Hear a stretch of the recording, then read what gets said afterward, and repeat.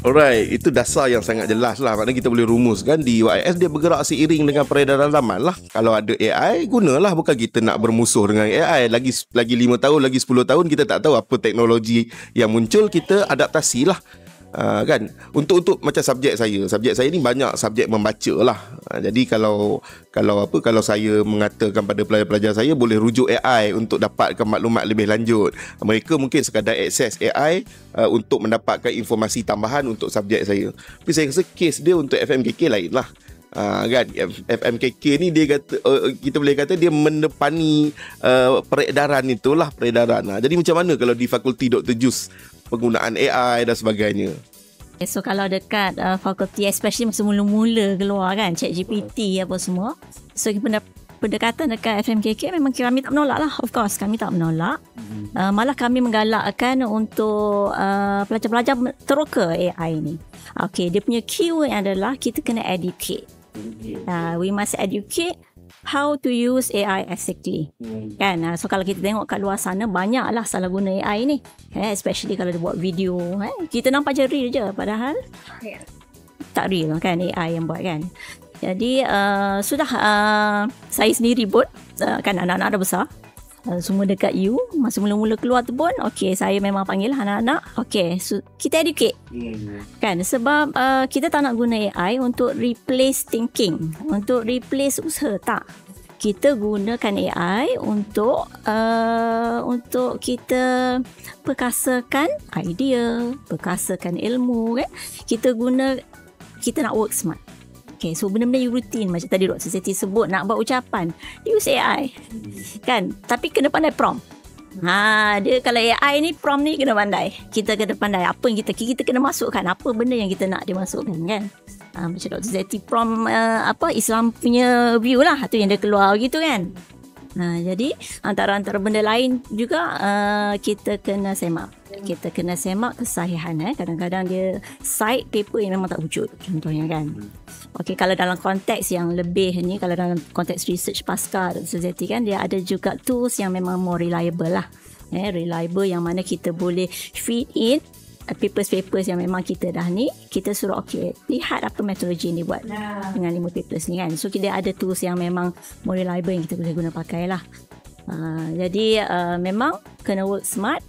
In fact kita kena understand di sebalik AI itu apa, dan bagaimana untuk kita memberi pula, bukan sekadar kita nak jadi pengguna, tapi kita yang jadi pereka.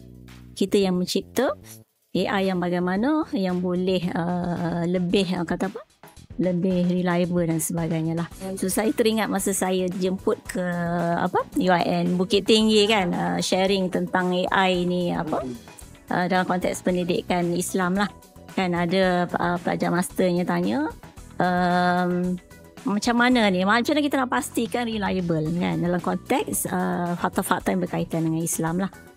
So antara lain dia punya kaedah bila kita faham di sebaliknya tu kan. So antara caranya adalah kita feed in, sebab AI ni dia ambil kita feed in garbage lah keluar. So maksudnya kalau yang ada dekat luar sana garbage, so dia akan bagi kita garbage lah. So dia punya key-nya adalah kita feed in yang betul lah. So kan konteks dalam Islam ni, kita punya AI ni kita tak ambil daripada luar yang macam-macam accommodation, tapi kita control punya data lah. Kan kita boleh buat dan sebagainya tu. Dari segi pelajar Umi kan, sebab saya dalam kelas kadang-kadang pelajar tanya soalan yang perlukan penerangan detail, masa tinggal 15 minit lagi. Jadi saya punya cadangan kan, saya kata apa kata anda boleh tanya dulu pada AI, mana-mana aplikasi AI, fahamkan dulu, dan kalau anda nak bertanya kemudian boleh tanya minggu depan lah. Dah ada pelajar Umi, bila saya kata macam tu, dia macam boleh ke sir kita rujuk pada AI kan. Jadi saya pun macam kenapa tak boleh kan, kenapa tak boleh. Jadi mungkin Umi boleh kongsilah pengalaman Umi atau mungkin kawan-kawan Umi berinteraksi dengan AI untuk belajar ni, kan macam mana pelajar sebenarnya menggunakan AI ni. Saya macam terkejut juga, orang muda bila kita kata guna AI dia macam rasa tak boleh guna kan. Jadi macam mana kat ground lah sebenarnya Umi. merasai itulah perasaan pelajar tu bila ustaz saya kata okey, tanyalah ChatGPT. Tanya ChatGPT boleh ke ustaz kan? Serius ke tanya ChatGPT ni, bermain ke betul-betul kan? Okey, jadi bila kita mendalami itu waktu awal-awal lah ChatGPT, AI, bermacam AI ni keluar. Jadi bila dalam lama tu satu benda yang memahamkan saya adalah seperti mana yang Dr. Joslinda kata, kita kena educate diri kita. Sebab itu saya melihat kepentingan pembelajaran di universiti ini. Mungkin pelajar-pelajar di FMKK mereka wajib belajar AI ni bagaimana. Kemudian peranan pensyarah untuk educate lah pelajar, mahasiswa bagaimana untuk menggunakan AI ini dengan etika yang sepatutnya. Jadi sebabnya penggunaan AI ni Dr. Joslinda, kita boleh lihat bukan di pelajar, bukan di mahasiswa saja. Seawal umur 5 tahun dah boleh generate video sendiri. Buktinya adalah anak buah saya. Dia kata tulis je kat situ, okay, generate, keluarlah apa yang dia nak buat. Okay. Jadi bagaimana kita nak memahamkan masyarakat di luar sana bagaimana untuk benda tu betul ataupun tidak. Kalau kita pelajar di peringkat universiti tidak tahu bagaimana untuk menggunakan AI. Betul, dia ada kelebihan, dia ada kekurangan. Hampir semua ada kelebihan dan kekurangannya. Tapi adakah perkara tersebut penting untuk pelajar, mahasiswa terutamanya ini belajar AI? Penting. Tapi berbalik kepada apa yang Dr. Joslinda kata, kita lah kena educate diri kita bagaimana untuk menggunakan AI itu dengan cara yang betul. Adakah persoalannya, adakah ia memudahkan saya untuk buat assignment? Sangat mudah lah, way better daripada sebelum ini. Tetapi kita pun boleh nampak sendiri ialah kepuasan pelajar ini buat sendiri dengan bantuan AI 100% ataupun buat sendiri dengan menggunakan kemudahan yang kita rasa itu sekadar membantu. Saya yakin dan percayalah pelajar yang dia betul-betul ikhlas nak belajar, dia dapat keseronokan daripada belajar ni, dia akan menggunakan AI ini sekadar bimbingan dan kemudahan dia, tanpa menolak AI tu. Sebab saya ada jumpalah sebahagian pelajar ni yang bila kita sebut pasal ChatGPT, dia kata ni mesti tak nak belajar ni. Tetapi itu adalah pemikiran yang kita tak boleh lah nak fikir sebegitu. Sebab kita makin terkehadapan. Hari ini AI, esok mungkin sebelah kita classmate kita dah robot kan. Jadi kita pun sebagai orang Islam pun perlu terkehadapan juga. Dan kita memahamkan masyarakat, terutamanya kita ni lah pelajar, saya pelajar daripada mahasiswa universiti, nak memahamkan masyarakat. Sebab mereka walaupun pada zaman sekarang ni ada yang mengatakan universiti tidak relevan, masyarakat masih melihat pelajar universiti adalah orang-orang educated. Jadi apa yang kita terjemahkan kepada mereka, itulah yang mereka akan dengar. Jadi macam mana kita nak fahamkan pelajar-pelajar yang adik-adik yang umur 5 tahun ni tak boleh nak generate video-video yang sebegini. Kita perlu faham dulu macam mana nak menggunakan, macam mana nak memahami. Itu sekadar kemudahan, bukan nak kata bukan solusi, tetapi yang memudahkan kita. Mungkin itu adalah pendapat 50% saya lah.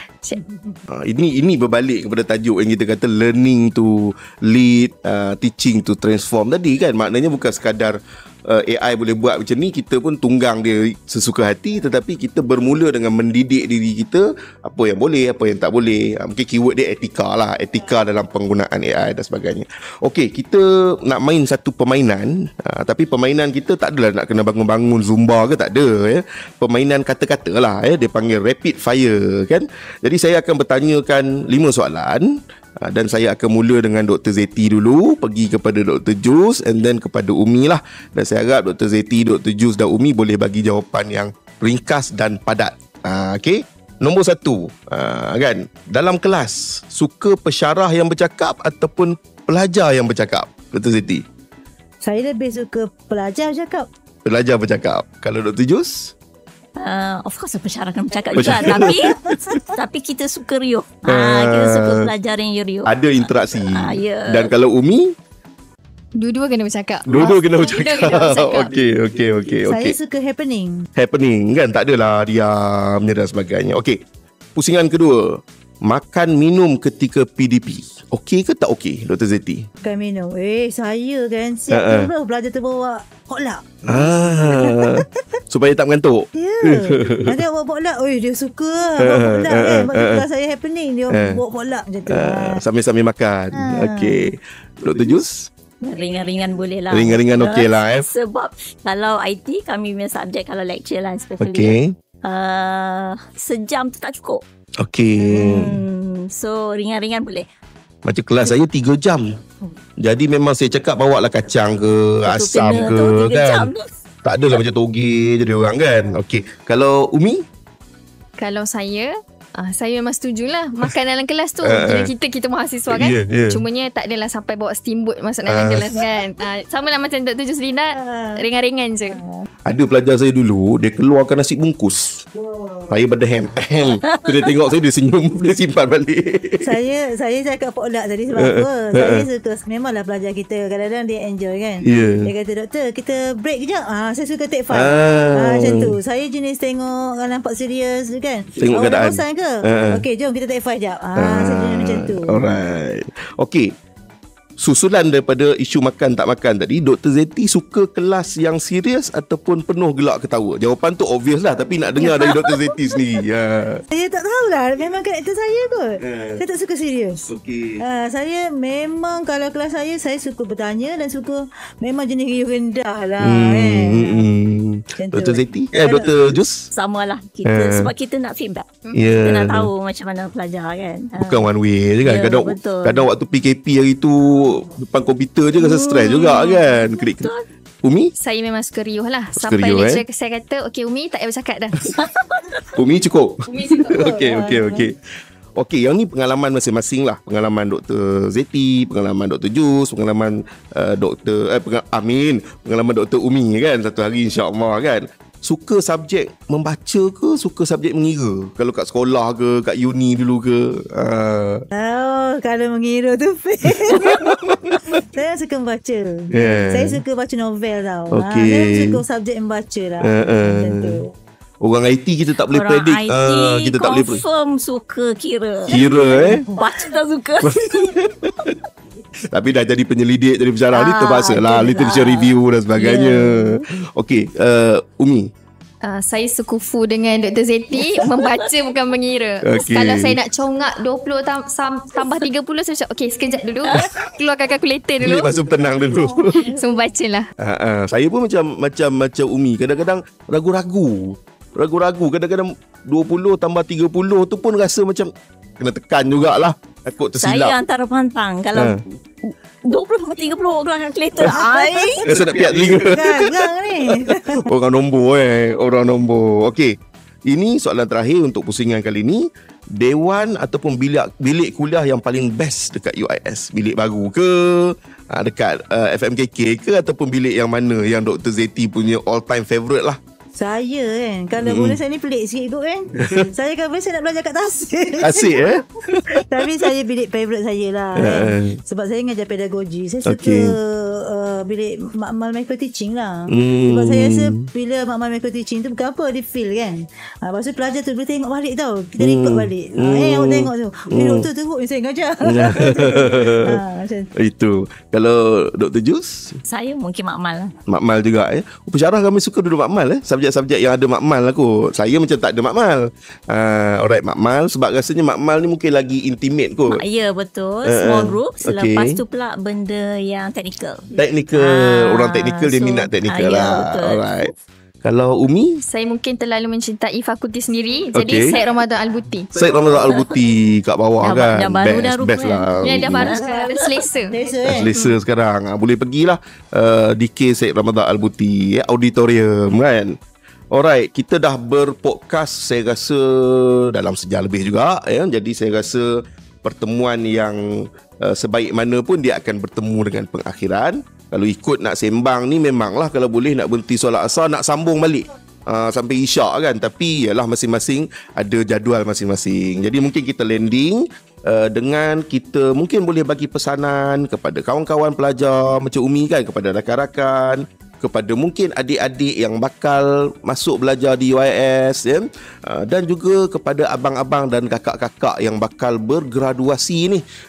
Kita di musim berconvocation di Universiti Islam Selangor ni. Kita mula dengan Umi dulu lah, pesanan Umi dan juga pesanan MPP sekali lah. Okey, baik. Pesanan saya kepada yang pertama, yang baru nak masuk, pelajar-pelajar kita yang baru nak masuk, yang pertama, ahlan wa sahlan saya ucapkan. Pesanan saya, universiti ni memang lain daripada zaman sekolah, tetapi percayalah, kalau kita committed, ikhlas untuk belajar, sebab saya selalu pesan pada adik-adik, pada pelajar-pelajar baru ni, yang pertama, apa pun sekali, betulkan niat.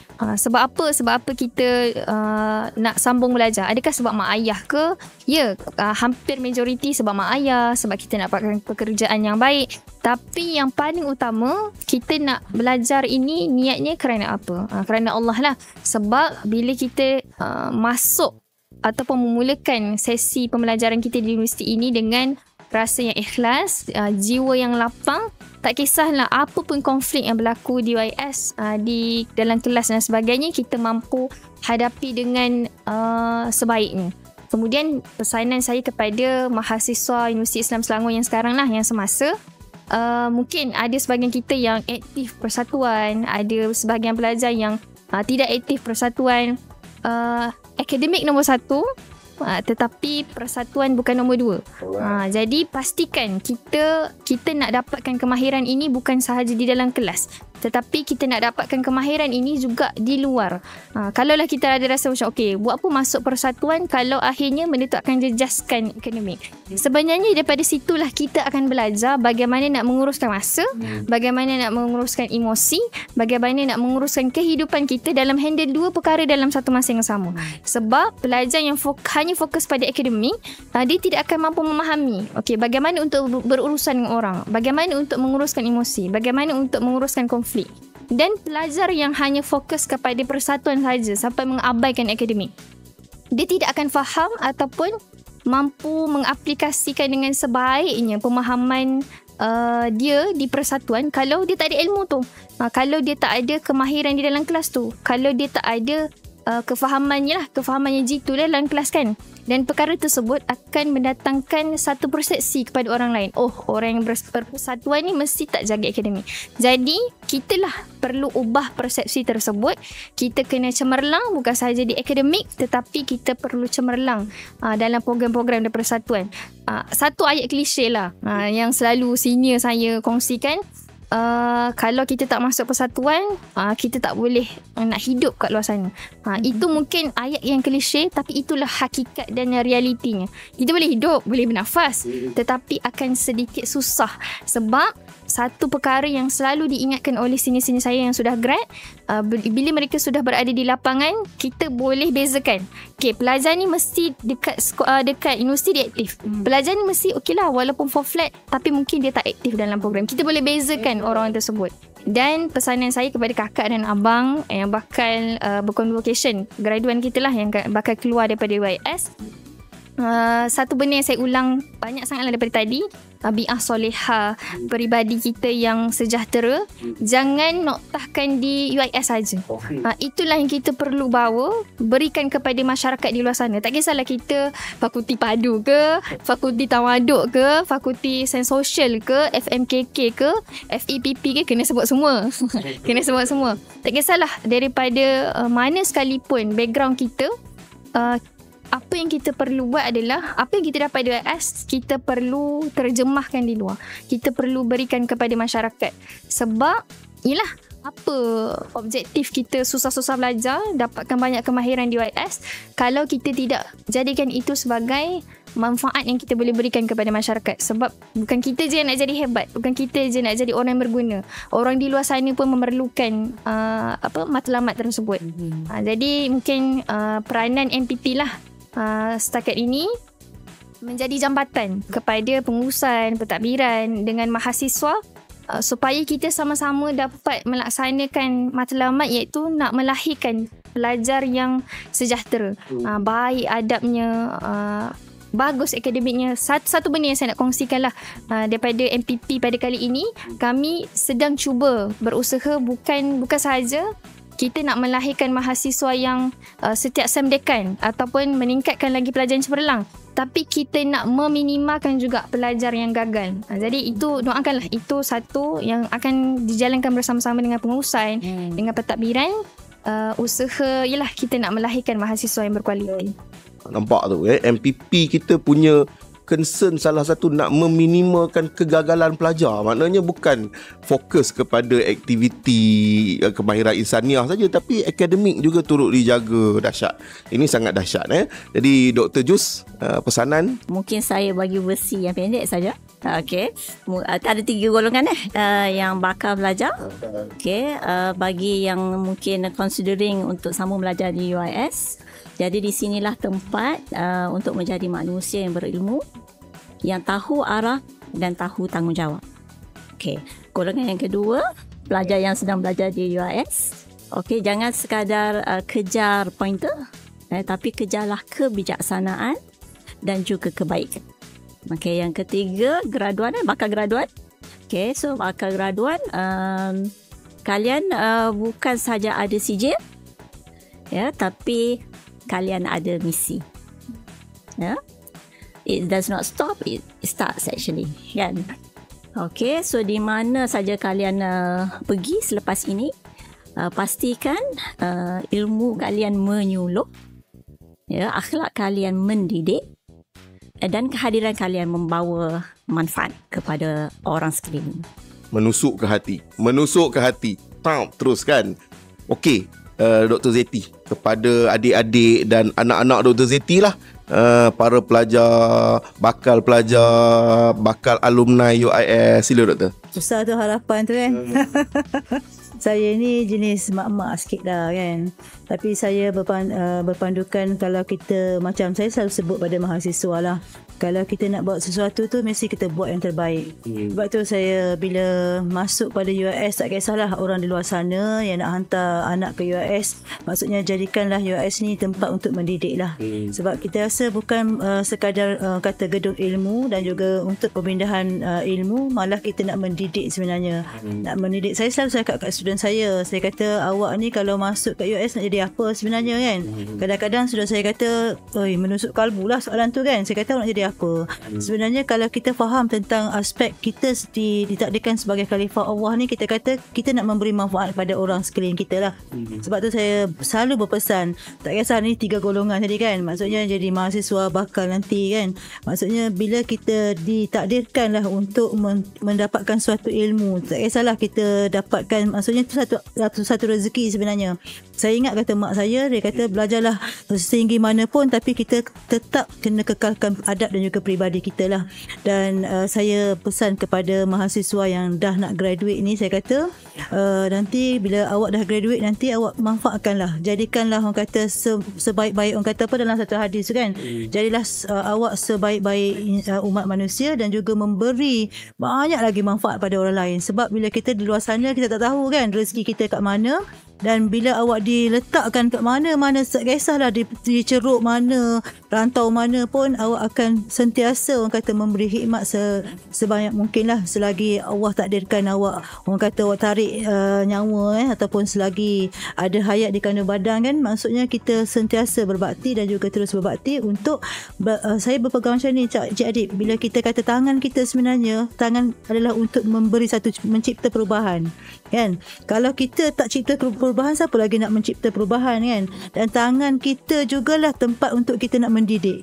Kan saya ni jenis cikgu-cikgu sikit kan, nak mendidik, nak jadikan generasi tu sebenarnya pelapis kita. Saya ingatkanlah, macam saya kan ada sesi sharing dengan pelajar kan. Maksudnya awak masuk ni untuk aku sebenarnya. So manfaatkanlah sebanyak mungkin ilmu dan juga amalkanlah sebanyak mungkin dan cipta pengalaman yang ada di UIS. Semoga di suatu hari nanti ia akan menjadi satu pengalaman yang sangat berharga untuk awak, dan orang di sekeliling awak akan suka awak teruskan berbakti. Maksudnya teruskan kata menyumbangkan ilmu dan pengalaman awak, supaya kita kita rasa bila di akhirat nanti kita akan dijadikan ahli syurga yang kita kata yang paling utama lah. Itu sahaja daripada saya. Terima kasih banyak ya. Kita tak sedar masa beredar ni ya. Terima kasih banyak pertamanya kepada Profesor Madya Dr. Zeti, Timbalan Naib Chancellor Hal Ehwal Akademik dan Pengantarabangsa, Dr. Juzlinda, Dekan Fakulti Komputeran dan Multimedia FMKK, dan Saudari Umi lah, Timbalan Presiden atau Timbalan YDP Majlis Perwakilan Pelajar Universiti Islam Selangor, di atas bukan sahaja meluangkan masa tetapi berkongsi pengamatan, pengalaman, keprihatinan dan itu sangat kita hargai, dan kita harap kalau ada siri-siri yang akan datang kita jemput, janganlah orang kata tolak kan, datanglah lagi ya. Dan kita tinggalkan majlis kita ataupun podcast kita pada hari ini dengan pesanan bahawa teruskan mengikuti podcast Study at UIS. Kita akan cuba menyajikan pelbagai lagi sudut pandang ataupun isu-isu yang penting yang bukan sahaja berlegar tentang Universiti Islam Selangor, tetapi isu-isu di sekitarnya, aktivisme ke, pendidikan ke, globalisasi ke dan sebagainya. Sekian dulu. Assalamualaikum warahmatullahi wabarakatuh. Waalaikumsalam warahmatullahi wabarakatuh.